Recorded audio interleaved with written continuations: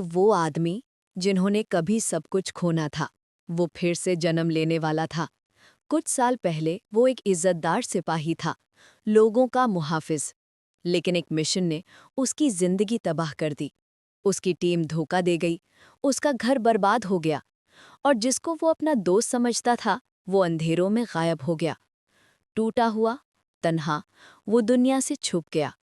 न नाम, ना कोई मंजिल, बस अपने जख्मों के साथ जीता हुआ एक साया।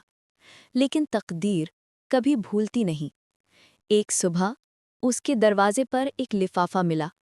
ना किसी का नाम, ना कोई मैसेज, सिर्फ एक निशान, वही निशान जो उसके तबाह घर के पास मिला था। और उस लम्हे वो आदमी फिर से लौट आया। उसने वो हथियार उठाए जिन्हें छोड़ने का उसने वादा किया था। इंतकाम के लिए नहीं, बल्कि इसलिए कि कुछ बहुत बड़ा होने वाला था।